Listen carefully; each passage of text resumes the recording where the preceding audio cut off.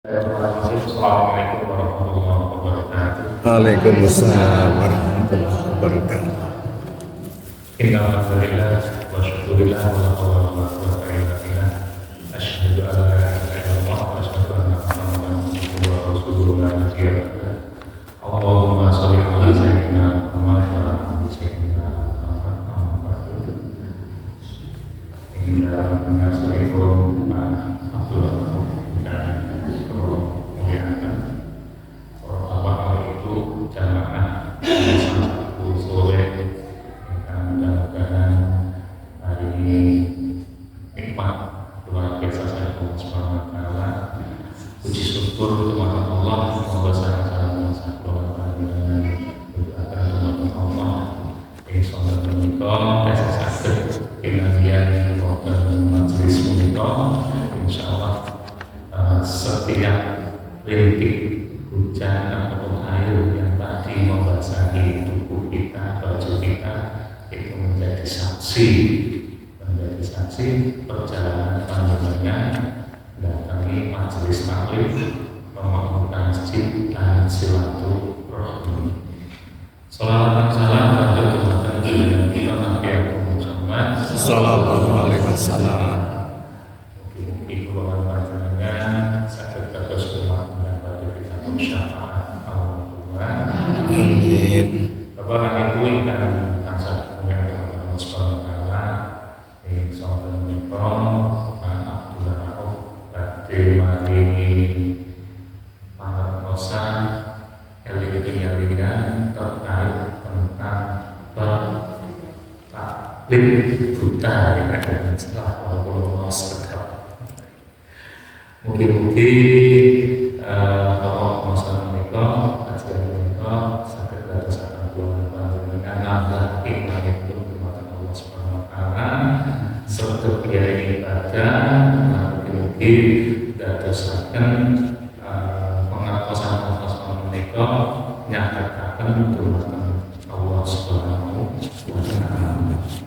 Moga sadaya pengakosan itu nilai kita masalah pengerti masalah Al-Fatihah sesana dari Rasulullah sallallahu alaihi wasallam. Al-Fatihah. A'udzu billahi minasyaitonir rajim. Bismillahirrahmanirrahim. Alhamdulillahi rabbil alamin. Arrahmanir rahim. Maliki yaumiddin. Iyyaka na'budu wa iyyaka nasta'in. Ihdinas siratal mustaqim. Siratal ladzina an'amta 'alaihim ghairil maghdubi 'alaihim waladdallin. Dalam sempurna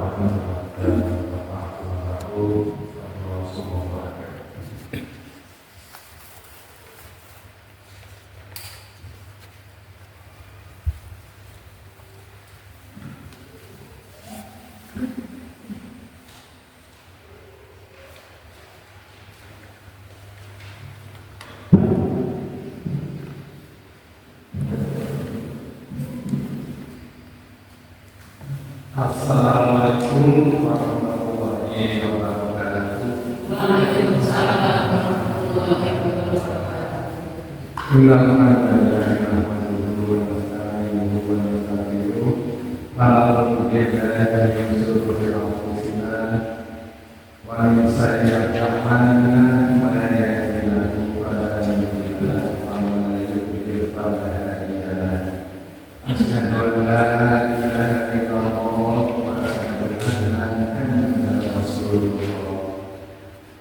Allahumma sholli ala Muhammad wa ala ali Muhammad. Ibu dan bapak sekalian yang selama ini yang mudah-mudahan selalu dalam rahmat Allah. Amin ya rabbal alamin. Yang pertama kita bersyukur kepada Allah Subhanahu wa taala dan menyaksikan atas syukur kita dengan kita mengucapkan bersama-sama alhamdulillah rabbil alamin. Kemudian kita sampaikan salam salam kepada Rasulullah Muhammad sallallahu alaihi wasallam dengan ucapan Assalamu alayka ya Rasulullah, dan bersolawat kepadanya dengan mengucapkan Allahumma sholli ala sayyidina Muhammad wa ala ali sayyidina Muhammad, dan juga mengampunkan dengan minta istighfar serta mengucapkan Astagfirullahaladzim wa atubu ilaih. Begitu dan sekalian, saat ini hari ini kita mendapatkan berkah apa ya? Hujan ya, yang setelah beberapa lama kita lanjutkan.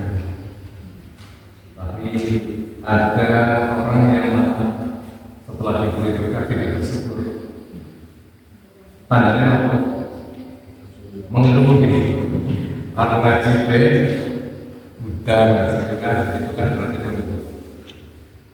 Ya, jadi nikmat Tuhan yang amat banyak ini berbagai macam bentuk. Harusnya selalu kita syukuri. Siapapun orang yang bersyukur maka akan mendapatkan nikmat, tetapi orang yang kufur, yang tidak bersyukur akan mendapatkan laknat dan lain-lain. Oleh karenanya apapun yang terjadi pada kita wajib untuk disyukuri. Yang menjadi tagline ya, menjadi ini bagi kita kebahagiaan yang dapat uang banyak, alhamdulillah. Dapat uang sedikit, alhamdulillah. Tidak dapat uang, alhamdulillah. Uang miliar, alhamdulillah. Tapi ini benar-benar luar biasa ya.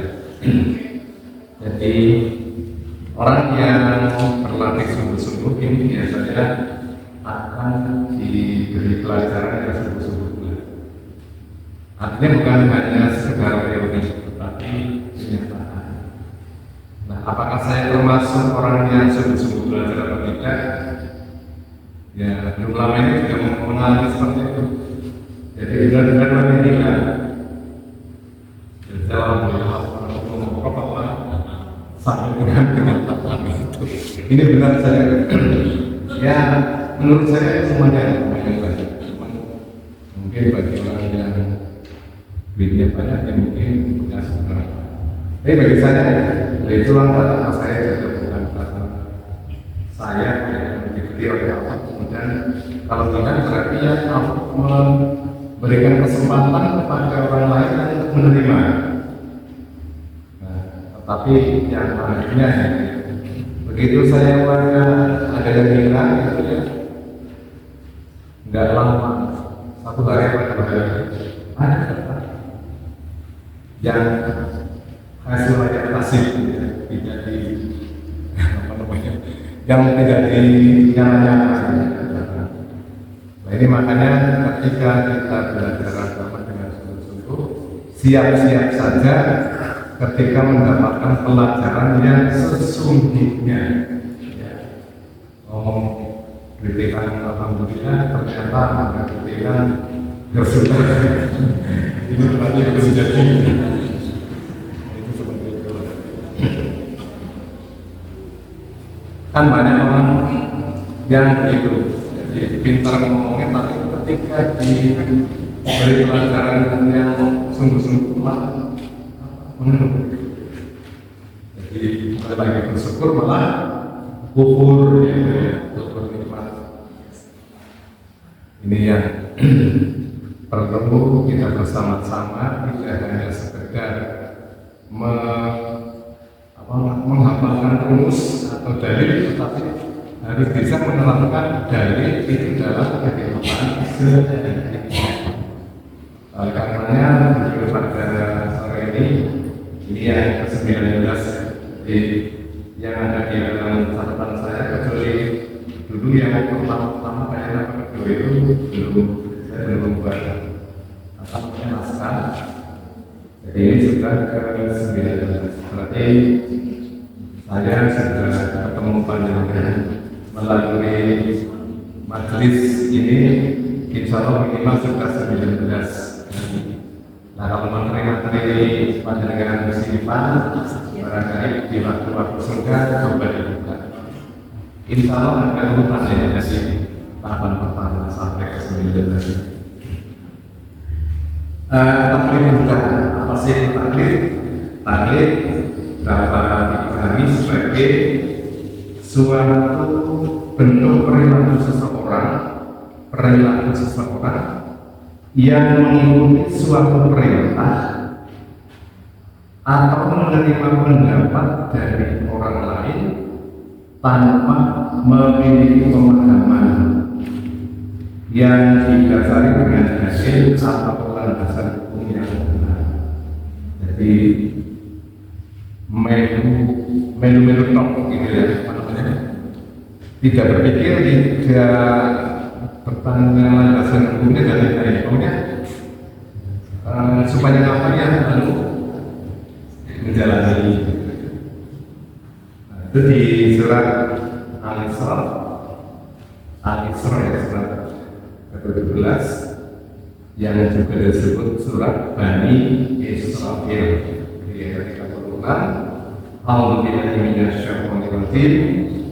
Wa la taqfu ma laysa laka bihi ilmun. Asama al-basar wa tu'ala kullu ulaika kana nganggu mas'ulah. Dan janganlah kamu mengikuti apa yang kamu tidak ketahui. Jadi jangan mengikuti apa yang tidak diketahui. Itulah larangan untuk tidak boleh taklid. Karena sesungguhnya pendengaran, penglihatan, dan hati semuanya itu akan ditanya tentangnya. Artinya pendengaran, penglihatan, dan hati akan dimintai pertanggungjawaban. Penglihatan apa itu? Penglihatan sana semeripat gitu. Penglihatan itu bukan mata. Mata adalah alat untuk melihat. Kemudian pendengaran itu bukan telinga. Telinga adalah alat untuk mendengar. Nah, hati bukan hati liver ya, bukan hati apa sih? Hati fisik ya. Seperti hati kambing, hati sapi yang dipasang itu bukan itu. Tetapi hati nurani, ya, hati yang ada di dalam diri manusia. Pengetahuan namanya. Jadi kalau pendengaran, penglihatan, kenapa kok jadi mengerti, itu sumbernya ada di hati. Jadi telinganya tidak bisa mendengar, mata tidak bisa melihat. Apa bisa dibuktikan yang begitu? Ada orang tidur, telinganya masih, kalau orang tidur telinganya masih bisa mendengar apa tidak? Nah, kalau ada yang ngomong dia bisa membuktikan, kalau kamu bukan saya bantu lalu mendengar. Dan berarti kalau mendengar itu sudah dalam keadaan gitu ya. Tapi kalau masih tidur, di kata-kata yang apa saja yang tidak akan mendengar. Mata masih ketika tidur masih bisa kan lihat? Tidak bisa. Kalau di samping ibu-ibu bapak-bapak di taruh uang sekepok kira-kira tertarik nggak? Kalau lagi tidur. Nah itu loh di samping ibu ada satu kepok. Terus mana ketika ngomong mana berarti sudah bangun. Kalau ngomong mana ulangnya sudah bangun. Sudah bangun. Itu baru tertarik, tapi ketika dipanggil ibu itu ada uang satu kepok di samping ibu. Terus ibu diam saja, berarti tidak bisa tertarik karena sudah ya dibangunkan namanya hatinya, tapi bukan hati fisik yang bentuknya yang dikatakan itu sebagai liver atau kalau kita ingin gampangnya ya ini yang kayak ayam, mati sapi, kudus gitu ya, bukan itu ya. Kalau itu nanti ada orang sakit hati lalu dilihat hatinya di WC itu, hatinya bersih kok ya orang tidak sakit hati. Itu pun pernah sakit hati pernah apa sering? Pernah ya, bukan sakit hati. Ya, iPhone yang kecil masih berat. iPhone yang besar tidak jelas. Coba dikecilkan. Oh, kunci ya. Jelas benar saya ini bukan orang jelas jadi pendengaran penglihatan dan hati ini dimulai bertanggung jawaban. Maka di situ ada larangan janganlah kamu mengikuti apa yang kamu tidak ketahui. Nah, seperti burung yang bisa ngomong beo ya. Burung beo itu bisa ngomong, tapi burung itu tidak ngerti apa yang diucapkan. Itu sudah pernah sampaikan ada kisah seorang alim, seorang kiai yang memelihara burung beo. Nah, karena itu kiai ya burungnya biasanya untuk mengucapkan salam, assalamualaikum, mungkin ada orang lewat lalu mengucapkan assalamualaikum. Ya, jadi juga mengucapkan la ilaha illallah. Tapi karena guru itu tidak mengerti apa yang diucapkan, apa yang ada di dalam hati, lalu ketika burung itu terlepas dari sarangnya, pegangannya, kemudian disubruk pada kucing. Nah, kucing itu ditekan, bunyinya apa? Dari yang apa dia tetap berbunyi sehat. Jadi bunyi aslinya sehat. Ya karena apa yang diucapkan itu tidak diketahui. Nah, makanya kita pun harus paham apa yang kita ucapkan. Makanya diajari bangun banyak pikir, mengucapkan dan tidak dilakukan. Karena siapapun yang di akhir hayatnya yang menantikan, siapa yang di akhir hayatnya bisa mengucap dan tidak dilakukan, maka dijamin surga. Maka akhir kalaunya tidak dilakukan, dapat jangan dijamin surga. Nah, apa yang kita ucapkan dari dalam itu seperti burung tadi, burung beo. Apakah kita ngerti maksudnya? Ya mestinya kalau dari kisah cerita itu, kalau kita mengucapkannya ada seperti burung beo, mungkin mengucapkan ya nanti jangan-jangan ketika kita meninggal ya akhirnya tidak bisa mengucap la ilaha illallah. Jadi mungkin seperti burung beo siap makanya perlu ngaji supaya nanti pada saatnya kita dipanggil kita bisa dalam keadaan ya tidak. Karena kalau kita bisa seperti itu dijamin surga gitu. Orang muslim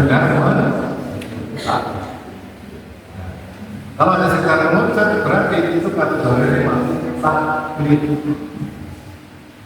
Ada yang taklid Ustaz, bagaimana taklid Ustaz? Pokoknya harus ngomong Mas Indra untuk soal mikir pokoknya dong bangun itu namanya taklid. Jadi benar makanya ketika mengucapkan itu yang mengucapkan ini harus berdasarkan ada dalilnya, kemudian ada dasar hukumnya yang benar. Nah, bagaimana kita untuk mengetahui apakah itu harus mengucapkan kita? Ya, setidaknya dasar kita adalah itu Quran dan hadis. Ada nggak di dalam Quran? Ada nggak betul-betul hadisnya? Supaya ketika kita melakukan itu kita punya landasan hukumnya dan dalilnya. Dan janganlah kamu ikuti apa yang kamu tidak ketahui, karena sesungguhnya pendengaran, penglihatan dan hati semua itu akan ditanya atau dimintai pertanggungjawabannya. Nah, dalam tafsir Al-Misbah dijelaskan bahwa saat seseorang berada di posisi untuk mengambil suatu sikap, baik itu menyatakan atau membantah sesuatu, jika tidak didasari dengan pengetahuan, maka dia tidak diperbolehkan untuk melakukannya. Ya, jadi kalau seseorang itu pada posisi untuk mengambil sikapnya apakah menyatakan iya atau menyatakan tidak. Jika tidak dengan pengetahuan, maka dia tidak diperbolehkan untuk melakukan.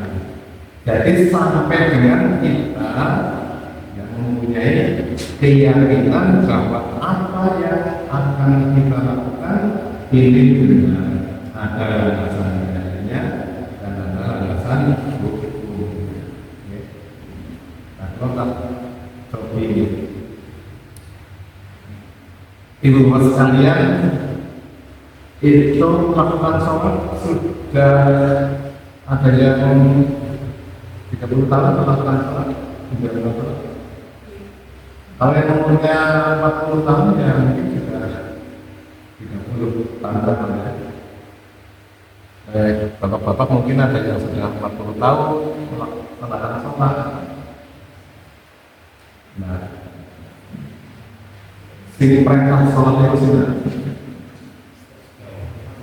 Nah, anak sing menyampaikan idenya itu, apa idenya itu, sing perintah sholat,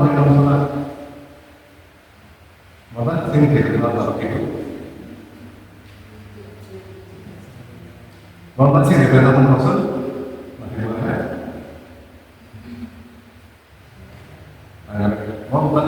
Kapan dari perintah? Tapi yang memerintah kita sholat adalah Allah Subhanahu wa Ta'ala.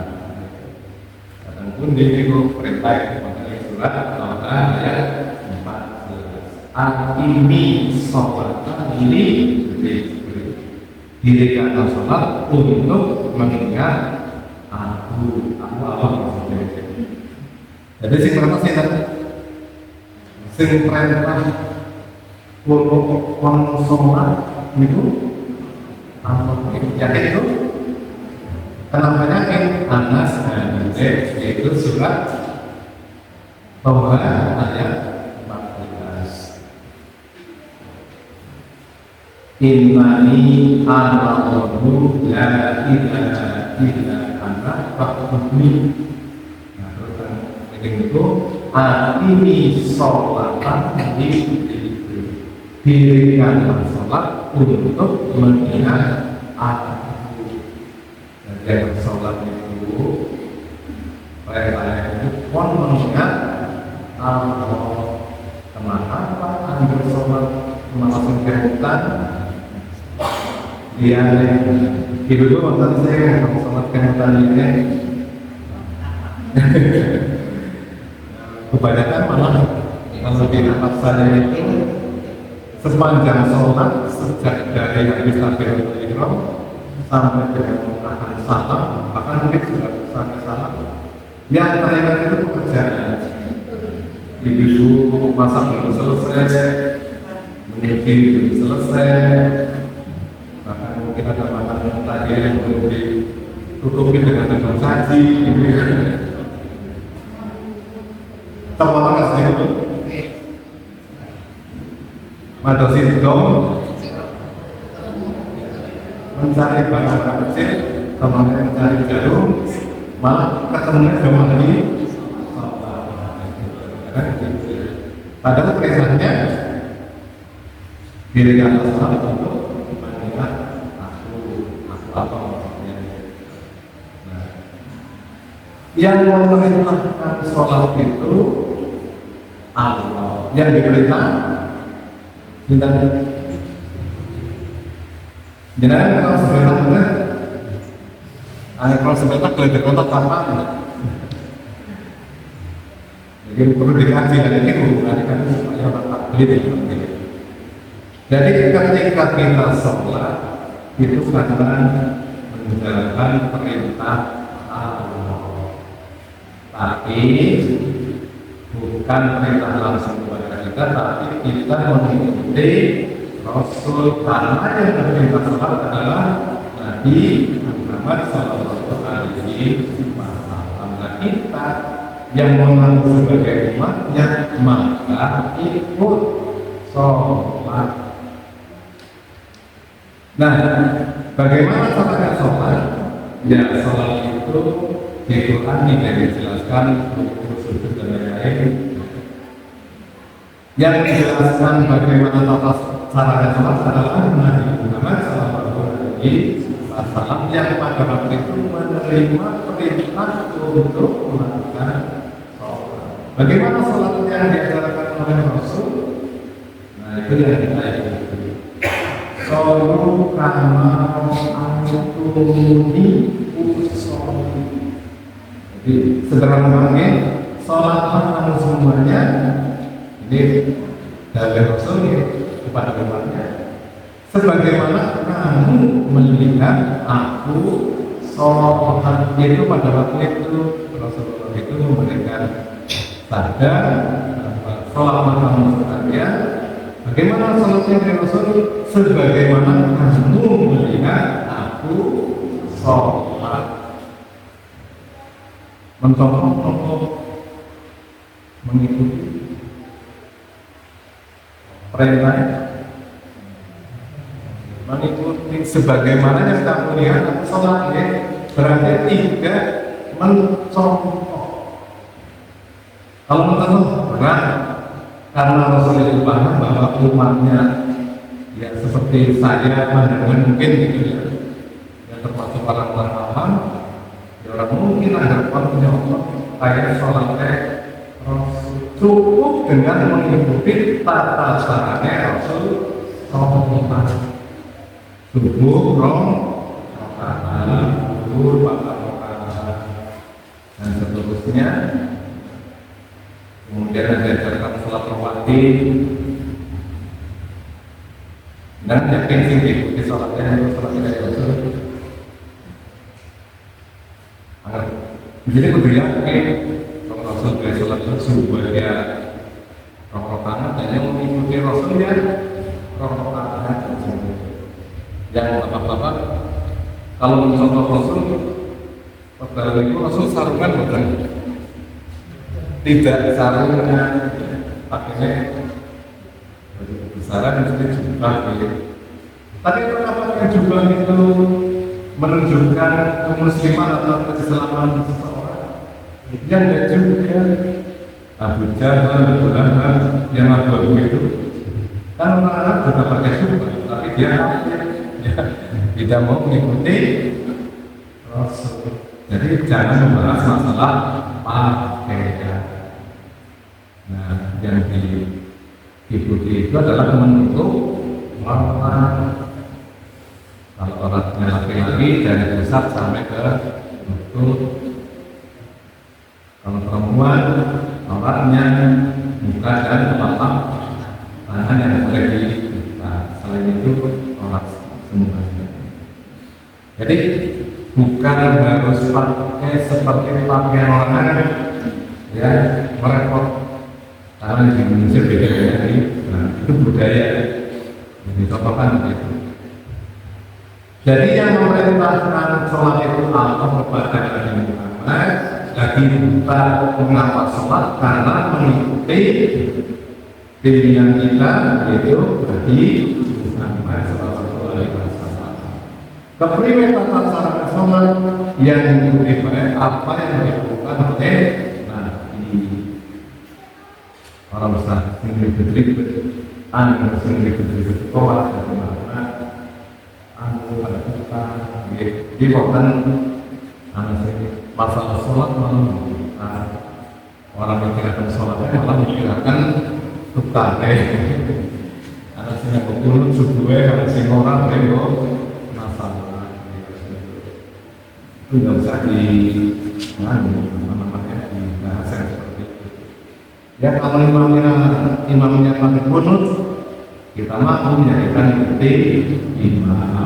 Imamnya tidak pakai kunut, ya kita nggak usah kunut sendirinya, ikuti imam. Kalau tidak ikuti kan malah jadi salah. Nah, namanya itu ketika sholat kok terlambat menjadi makmum masuk ya. Ketika tahiyat duduknya disilang, pastinya apa diduduki. Kadang-kadang di situ juga menjadi masalah lagi ya, masalah apa namanya beda-beda. Nah, kalau saya sih mengambilnya mengikuti terhadap apa yang dilakukan oleh imam. Imamnya disilang, ya maka kita ikut disilang. Tadi maksudnya sudah salah dan kita berdiri lagi menyelesaikan kekurangan otak dan seperti yang tadi. Tapi ada yang berpendapat juga, ya wong saya belum tanya-tanya ya masih diduduki kakinya. Nah, ini juga tidak bisa dipermasalahkan. Nah, kemudian ketika tanya ini jarinya kayak begitu apa sih yang begitu langsung membiarkan ada yang nanti sungguh hilang atau sadar ada benda yang apa perlu yang ini juga ada yang digerak-gerakan muter-muter kemudian ada yang ini juga bisa dipermasalahkan seperti itu. Jadi keyakinan kita itu mengambil yang mana? Kenapa sholat yang penting sekali diajarkan oleh Rasul itu tidak ada hadis yang mutawatir. Artinya jika orang banyak semua hadis tentang sholat itu adalah hadisnya adalah hadis di apa namanya hadis pertama jadi bukan pendapat orang lain. Nah itu menunjukkan bahwa demikian apa yang disabdakan oleh Rasul dalam sholat masyarakat sebagaimana keadaan kita aku sholat. Ya. Gitu. Monggo. Kalimat perlu Betul jelas ya? Masih kan? Kalimat apa? itu apa diciptakan oleh seorang nabi berbenarnya atau bisa untuk orang imam kepada zamannya. Oh. Karena saya pernah mendengar seorang imam maupun imam ini itu mengucapkan kalimat itu mau menjelaskan. Oh. Oke, buat teman-teman. selalu orang yang usul itu sebetulnya bukan ya, tapi itu yang tadi ya, ini tidak membedakan. Kalau dari teman-teman saya itu barangkali dia punya alasan buku, tapi kalau setelah saya memang dari yang menjelaskan tentang bagaimana sholatnya Rasul. Kalau itu diucapkan sebelum jamaah Al-Iman, itu mungkin beliau punya alasan sendiri, tapi saya tidak tahu itu. Jadi mendingan saya tidak menjawab seperti itu karena bukan salah. Mestinya beliau melakukan itu punya alasan. Ya, barangkali mungkin bisa dikatakan kepada yang bersangkutan. Karena begitu. Jadi saya tidak bisa memberikan jawaban itu apa benar masalah. Tapi sepengetahuan saya itu dalil tentang sholat tata cara sholatnya diajarkan oleh intinya seperti itu. Nah, yang kedua sih biasanya selalu suruh vakum gitu ya. Biasanya bukan suruh utama. Ini juga ada yang masyarakat ya, ada yang masyarakat. Solu kamar itu teman-teman. Solu kamar itu di situ mana? Tapi ini masyarakat jangan dulu. Kemudian diteruskan muni usoli. Nah, lalu diartikan muni usoli itu mengucap usoli. Kita dibacakan. Saya dengar yang seperti itu. Selalu kamar itu mendirikan itu ini terus diteruskan muni usol, sehingga diambil kesimpulan bahwa ketika kita lihat harus muni usol itu ada yang orang yang berat sekali. Karena ketika kita tidak punya landasan hukum yang kuat, gaya yang kuat kita tahu. Nah, ini saya mencoba untuk membuka yang seperti itu. Jadi mudah-mudahan nanti kita paham. Intinya bahwa Rasul itu mengajarkan kepada umatnya tidak ribet, ikutilah saja aku. Ini juga didukung oleh ayat Quran juga. Jika engkau mencintai Allah, maka ikutilah aku. Ini kata Rasul.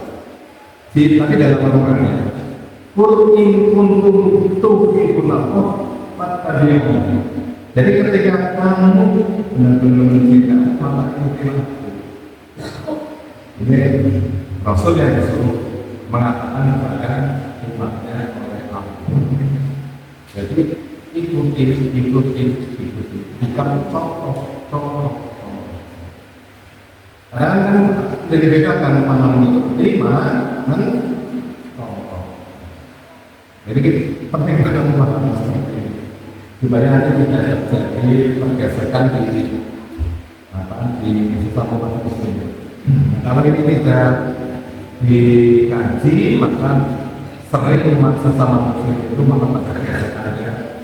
Orang terkumpul memikirkan ibadah, malah memikirkan berbagai pada depan dan pada kita. Nah, kemudian yang berikutnya dijelaskan bahwa ayat ini memiliki pesan janganlah mengikuti suatu apapun yang tidak diketahui tentangnya, yaitu larangan berkata tentang apa yang tidak diketahui, larangan mengaku tahu apa yang tidak diketahui, larangan mengaku mendengar apa yang tidak didengar. Karena pendengaran, penglihatan dan hati itu merupakan alat untuk mengetahui. Masing-masing dari ketiga alat mengetahui akan ditangani mengenai bagaimana pemiliknya menggunakan selama dia masih hidup di dunia. Dari pendengaran bagaimana digunakan pada saat kita masih ya, untuk mendengar, untuk melihat, atau untuk mengerti. Kita bisa mengerti, bisa juga melalui pendengaran, mengerti juga bisa melalui penglihatan. Tapi yang mengerti ini orang mengerti. Orang di contoh makhluk sing anak jantungnya ini orang hatinya apa? Kalau anak jantungnya penuh ya, kepala jantungnya penuh. Jadi makhluk itu ya beda-beda ya, anak jantungnya ini orang. Kalau ngajak ngasih kayak gitu orang anak jantungnya tapi orang. Itu ya. Jadi kita jangan ada larangan, kita tidak boleh menganggap tahu apa yang tidak diketahui, pura-pura ngerti. Kalau kita tidak ngerti, ya mendingan kita ngomong tidak tahu. Tidak boleh mengarang-arang. Kalau mengarang-arang jadi pas menjadi salah. Kita tahu itu berpada seperti itu karena saya tidak tahu persis alasan mereka beliau melakukan. Ya saya tidak tahu kenapa saya tidak tahu. Nah, bahaya tadi dari sisi keimanan sangat besar karena orang yang sakit sebenarnya keimanannya baru pada tingkat percaya. Ya. Padahal iman yang benar itu harus sampai kepada tingkat yakin. Nah, tingkat percaya itu sedikit boleh goyah, sedikit percaya hanya sebisa orang. Karena harus yakin itu selamanya akan yakin, tidak akan berpindah menjadi percaya.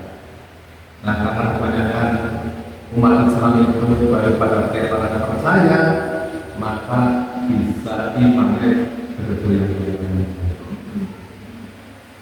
Saya hari ini tanya itu apa? Baru diangkat, kemudian sudah masa ada yang mulai juga mulai tahap yang ini kan, namun saya orangnya masih boleh. Ada yang targetnya setinggi ini, misalnya setinggi telinga itu apa bicaranya. Tapi begitu mendengar lagi, oh katanya cukup sedada dan roba itu masih berat. Terus dicapai dengan tingkat yakin. Yakin itu dengan menyaksikan bisa dengan telinga, bisa dengan pokoknya dengan mata itu bisa untuk menentukan keyakinan. Tapi kalau sudah iman kepada Allah tidak cukup dengan menggunakan panca indera.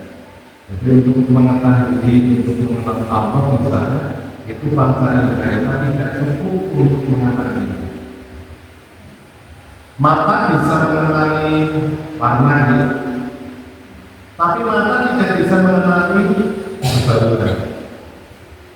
Saya hebat-hebatnya orang punya mata bisa melihat jarak jauh, tapi tidak mungkin bisa matanya digunakan untuk melihat manis.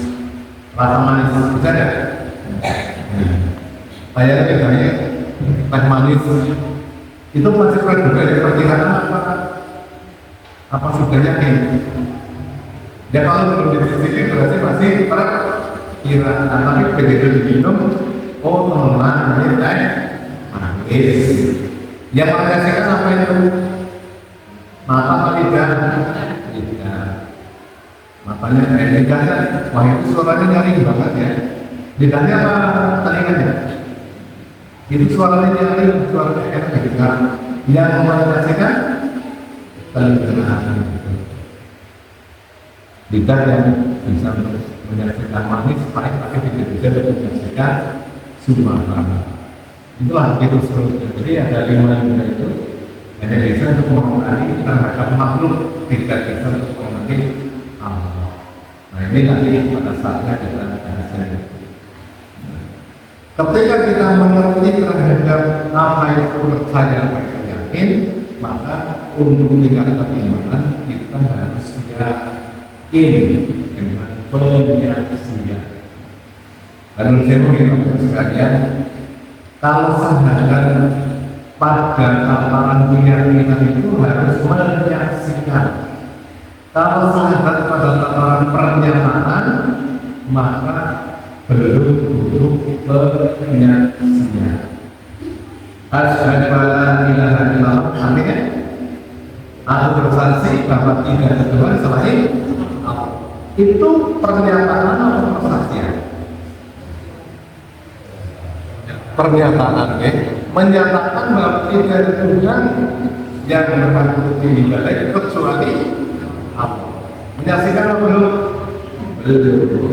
Maka syaratnya adalah syarat ketika pernyataan, ya.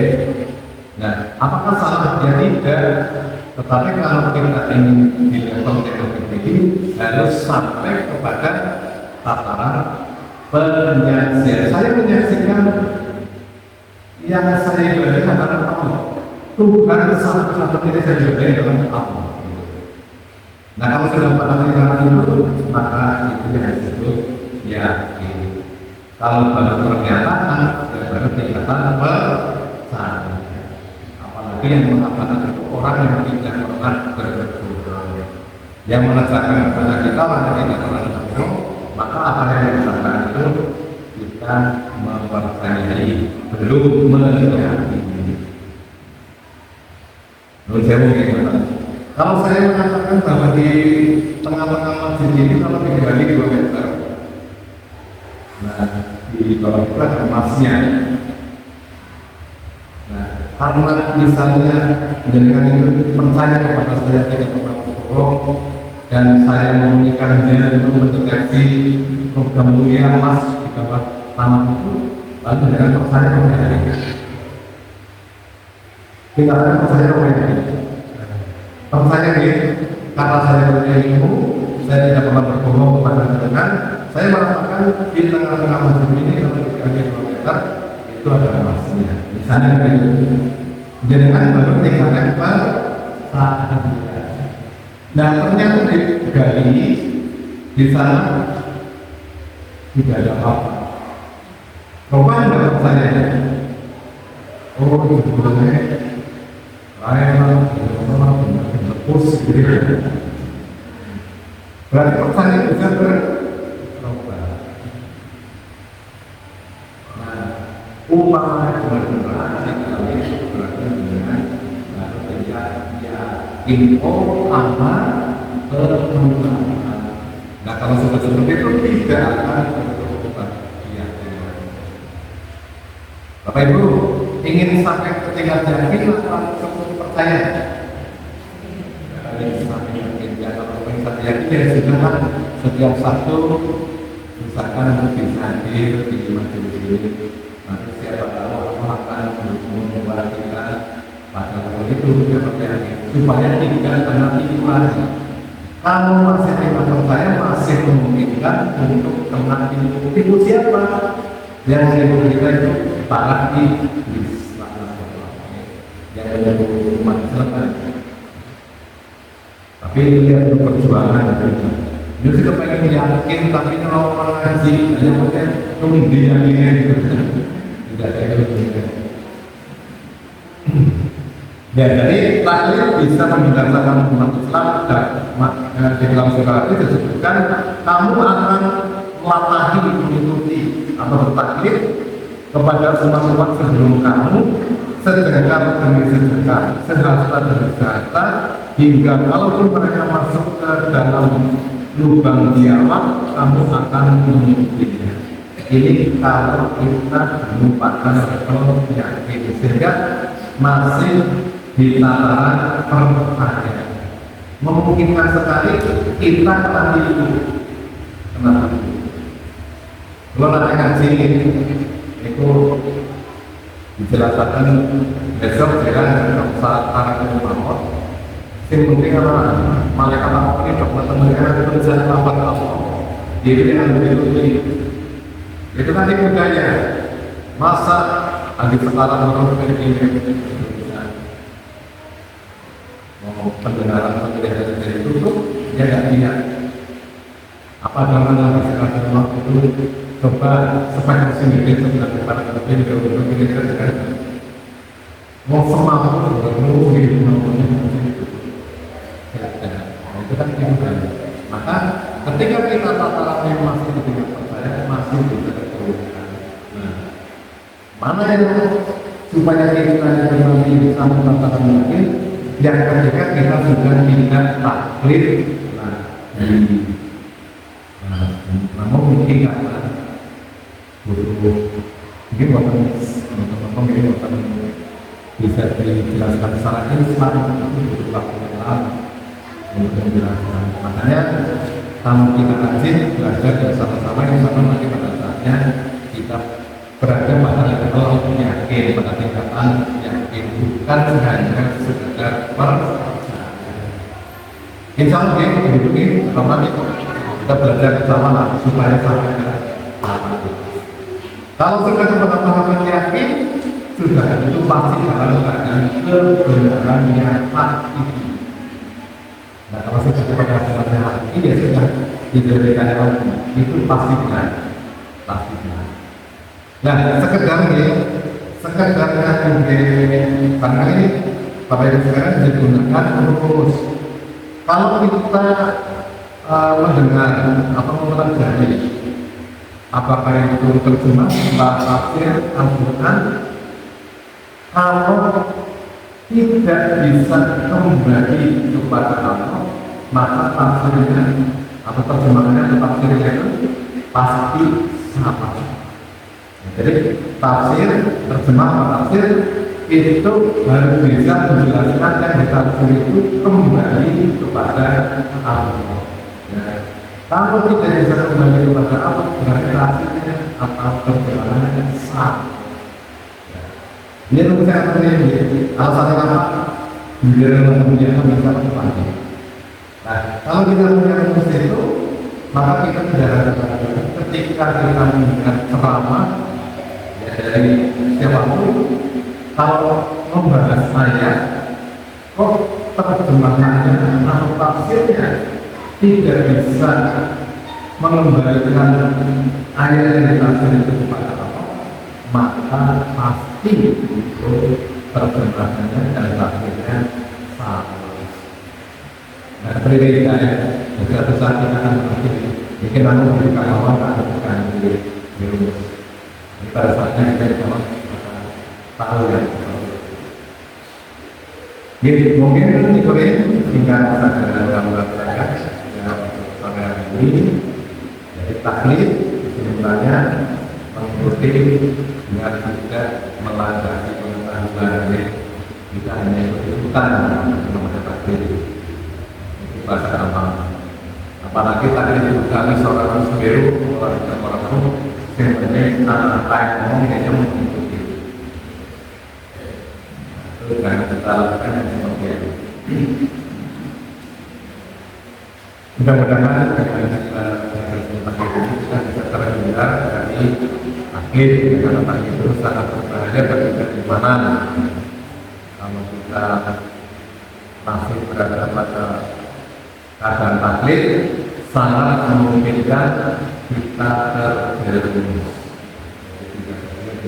Jadi Allah menjadi yang dijelaskan oleh Rasulullah.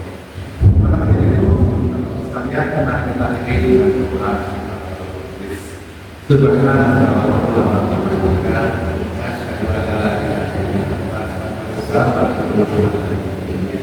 Allahumma